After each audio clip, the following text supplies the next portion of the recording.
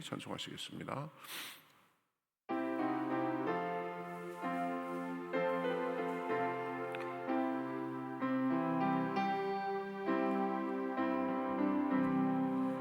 내 모든 소원 기도의 제목 예수님 닮기 원함이라. 예수님 형상 나 입기 위해 세상에 보았기 전에 예수님 닮기 내가 원하네. 날 구원하신 예수님을 내 마음속에 지금도 사 주님의 형상인지소서. 무한한 사랑 풍성한 긍휼 슬픈 자 위로하시는 주. 길 잃은 예인 부르는 예수 그 영상 남게 하옵소서. 예수님 닮기 내가 원하네. 날 구원하신 예수님을 내 마음속에 지금도 사 주님의 형상인지소서. 겸손한 예수 거룩한 주님 원수의 멸시 참으시사 우리를 위해 고난을 받은 구주를 닮게 하옵소서. 예수님 닮기 내가 원하네. 날 구원하신 예수님을 내 마음속에 지금도 사 주님의 형상인지소서. 아멘. 성경 말씀 사도행전 7장 48절부터 53절까지 보겠습니다. 사도행전 7장 48절부터 53절, 신약성경 199면 정도에 있습니다. 신약성경 199면, 사도행전 7장 48절에서 53절. 자, 저와 여러분이 한 절씩 교독하겠습니다. 그러나 지극히 높으신 이는 손으로 지은 곳에 계시지 아니하시나니 선지자가 말한 바 주께서 이르시되 하늘은 나의 보좌요 땅은 나의 발등상이니 너희가 나를 위하여 무슨 집을 짓겠으며 나의 안식할 처소가 어디냐. 이 모든 것이 다 내 손으로 지은 것이 아니냐 함과 같으니라. 목이 곧고 마음과 귀에 할례를 받지 못한 사람들아, 너희도 너희 조상과 같이 항상 성령을 거스르는도다. 너희 조상들이 선지자들 중에 누구를 박해하지 아니하였느냐. 의인이 오시리라고 예고한 자들을 그들이 죽였고 이제 너희는 그 의인을 잡아준 자요 살인한 자가 되나니 너희는 천사가 전한 율법을 받고도 지키지 아니하였도다 하니라. 아멘. 예, 이제 스데반이 순교하기 직전에 공회에서 하는 설교, 지금 사도행전 7장 우리가 계속 보고 있습니다. 신앙생활을 하면서 이 신앙생활이 오래 하다 보면 가장 큰 위험은 하나님을 모르는 것이 아닙니다. 오히려 하나님을 알고 하나님을 믿는다고 하면서도 그 역사하시는 그 성령님을 거스르는 삶을 사는 것입니다. 자기도 모르게 때로는 의도적으로 그렇게 되는 거죠. 이 스데반 집사는 사내들인 공회 앞에서 설교하면서 바로 이 문제를 지금 신랄하게 지적하고 있습니다. 이스라엘은 성전을 자랑했고 율법을 자랑했습니다. 그러나 그 자랑 속에는 하나님의 선민으로서 그 하나님께 대한 참된 순종이 없었습니다. 겉으로는 이 하나님의 백성이고 종교적이었지만 그러나 실제 내용을 따지고 보면 오히려 하나님을 거스르는 삶, 성령을 거스르는 삶을 살았습니다. 그래서 스데반은 지금 이렇게 선포하는 것을 볼 수 있습니다. 51절에 목이 곧고 마음과 귀에 할례를 받지 못한 사람들아, 너희도 너희 조상과 같이 항상 성령을 거스르는도다. 이 말씀은 단지 옛날에 그 유대인들, 이스라엘 사람들만을 향한 것이 아닙니다. 오늘날 우리에게도 동일한 경고가 됩니다. 교회가 크고 예배가 많고 전통이 화려해도 그 속에 정말 그 성령님에 대한 진심의 이 겸손과 순종이 없다면 결국 껍데기 신앙밖에 될 수 없습니다. 그렇기 때문에 본문에서는 성령을 거스르지 말라고 지금 가르치고 있습니다. 여러분, 하나님은 우리의 외적인 모습을 보시는 분이 아닙니다. 외형을 보시는 분이 아닙니다. 그래서 스데반은 먼저 그 이스라엘 사람들의 잘못된 것에 대해서 지적합니다. 성전에 대한 껍데기만 가지고 그 안의 내용이 잘못됐다는 거죠. 성전은 그 하나님께 예배드리는 은혜의 그 장소죠. 그러나 이스라엘 사람들은 어떻게 보면 하나님을 그냥 성전 안에 딱 가둬놓고, 그리고 이 성전에 하나님이 계시기 때문에 우리가 그저 성전만 유지하고 성전에 오면 그러면 우리의 종교적인 삶은 그것이 다다라는 생각이 있었습니다. 하나님을 그 안에 가둬놓은 거나 마찬가지입니다. 그러나 하나님은 온 세상을 창조하신 분이고 하늘은 그의 보좌고 땅은 그의 발등상이다라고 그렇게 말하면서 하나님이 사람이 손으로 지어놓은 그 건물에 제한될 수 없다는 것을 분명히 말하고 있습니다. 이스라엘은 성전을 자랑했습니다. 하나님이 계신 집이 자기 나라, 자기 도시 예루살렘에 있으니까 그 자랑할 만했죠.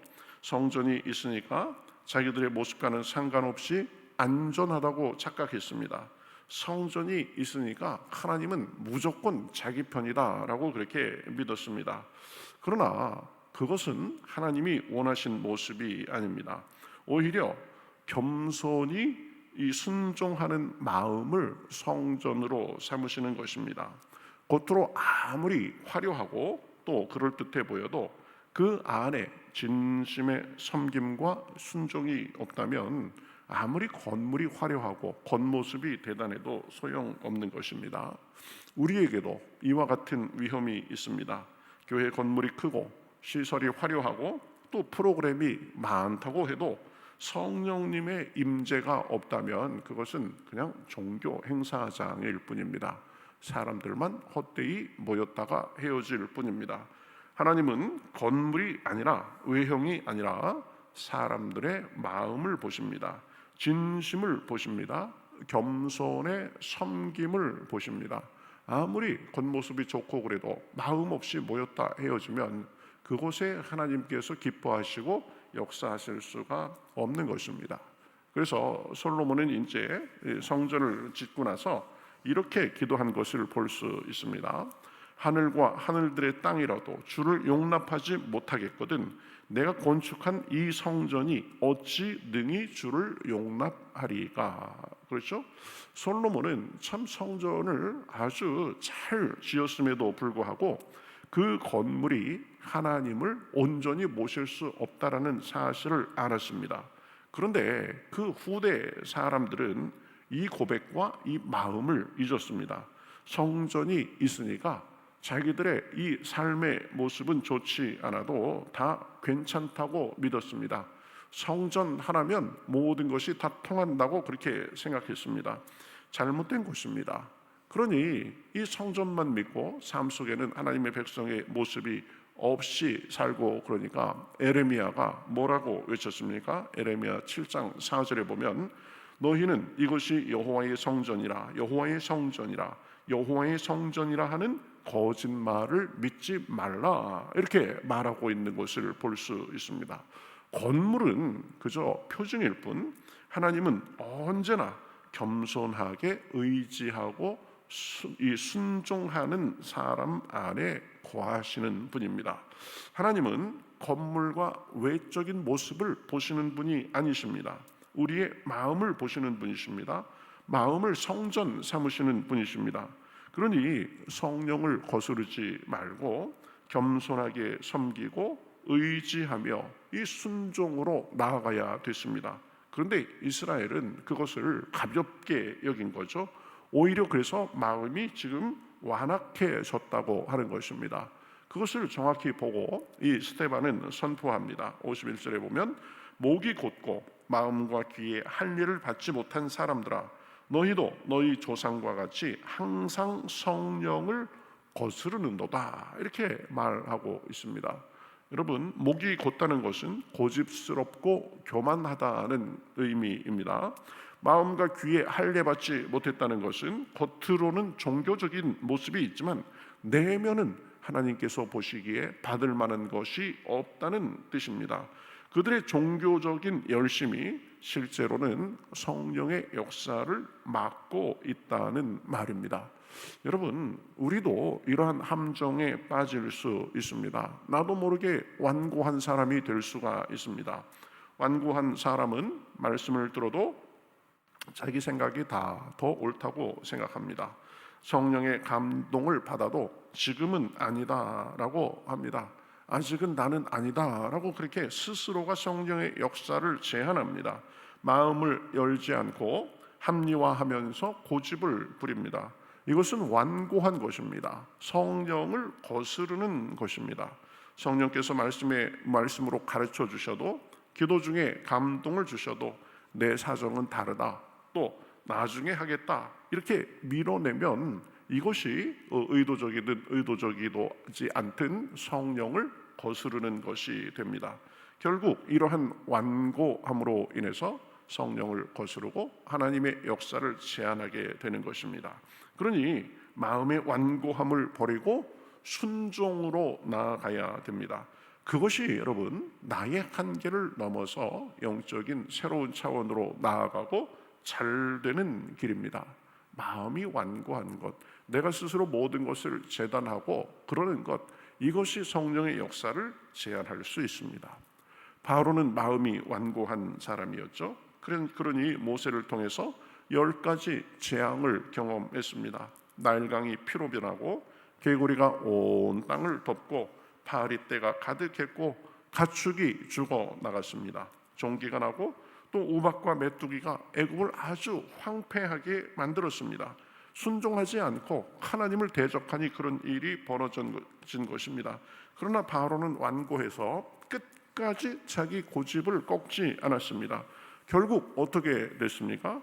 그 완악함으로 인해서 애굽 전체가 결국 계속 파국으로 치달았고 마침내 온 장자들이 죽는 일까지 벌어졌습니다.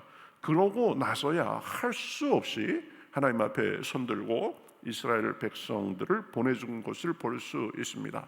어리석은 사람입니다. 분별 없는 사람입니다. 마찬가지로 이 성령님께 굴복하지 않는 완고함은 결국은 파멸을 가지고 옵니다. 하지 않아도 될 고생을 하게 되는 것입니다. 그러니 우리도 늘 살펴야 됩니다. 내 마음은 성령님께 열려 있는가? 성령님의 음성에 민감하고 그 음성에 순종하며 사는가? 그렇죠? 하나님께서는, 이 성령께서는 우리를 선한 길로, 능력의 길로, 생명의 길로, 새로운 삶으로 인도하시는데 우리가 그걸 자꾸 제한할 수 있는 것입니다. 고집에 묶여서 성령님의 선하신 인도하심도 결국 거부하게 되는 것입니다. 이 스데반 당시에 이스라엘 백성들도 마음이 완악하고 성령을 거스른 결과 결국은 하나님께서 이스라엘을 구원하기 위해서 보내신 하나님의 아들 예수님도 거부한 것입니다. 성령님의 음성을 무시하고 마음을 닫고 계속해서 완고하게 나아가다가 결국 구원자 예수님도 몰라보고 밀어나게 된 것입니다. 성령님의 인도하심을 계속 거부하면 이게 결국 성령 회방죄입니다. 성령님께서 자꾸 우리 마음속에 오셔서 역사하시려고 하는데 자기 틀로 딱 해놓고 그냥 밀어내는 것, 이게 바로 성령 회방죄가 됩니다. 그러면 결국 예수님도 삶의 중심에서 밀어내게 되는 것입니다.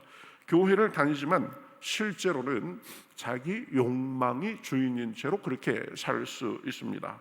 예수님은 이름만 남고 실상은 껍데기 신앙이 될 수가 있는 것입니다. 여러분, 이 점을 조심해야 됩니다. 사울 왕도 처음에는 겸손했습니다.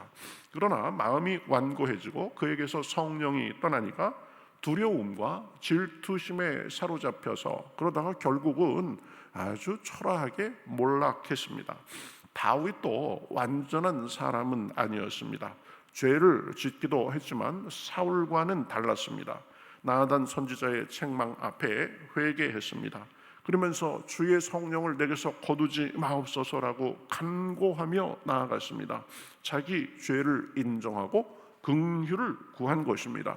성령님의 역사 앞에 민감하게 자기를 돌아보고 반응한 것입니다. 그래서 다시 회복을 얻었습니다. 여러분, 사울과 다윗의 차이는 인간적으로 보면은 큰 차이가 나지 않습니다. 그러나 우리에게 역사하시는 성령을 거스르느냐 아니면 성령께 굴복하고 순종하느냐, 여기에서 큰 차이가 나는 것입니다.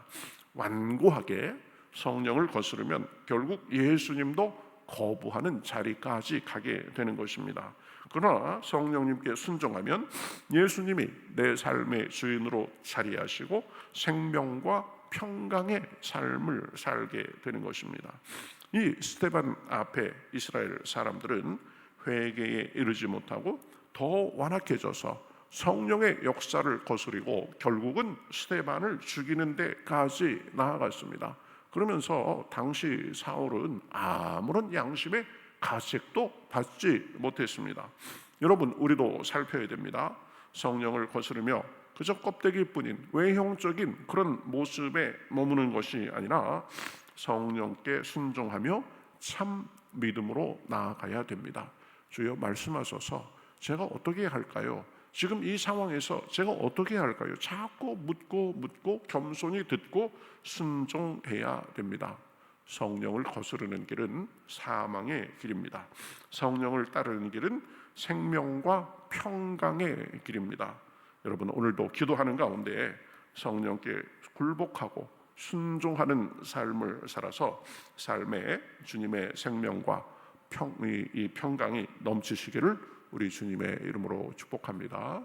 마음이 완고하면 안 됩니다. 성령님의 음성에 귀를 바짝 기울이고 그 음성 들으면서 순종하고 그분의 격려와 인도하심을 받고 살아야 되는 것입니다. 오늘도 그러한 삶이 되시기를 주님의 이름으로 축복합니다. 같이 기도하겠습니다. 하나님, 감사합니다. 이스라엘 사람들은 하나님의 백성이고 율법도 자기들에게 있고 성전도 자기 나라에 있고 예루살렘은 거룩한 도성이고 그런 자부심 속에 살았습니다. 그러나 어느덧 그것이 그저 외피가 되고 껍질이 돼서 정말 중요한 하나님에 대한 사랑과 순종과 겸손, 이런 것은 없었습니다. 성령을 거스르고 결국 하나님의 아들도 몰라보는 그런 사람들이 되었습니다. 하나님, 우리의 모습을 살펴봅니다. 그저 내 종교적인 외형, 지금까지 내가 살아온 방식, 그것이 다라고 생각하고 성령을 제한하지 않도록 인도하여 주시옵소서.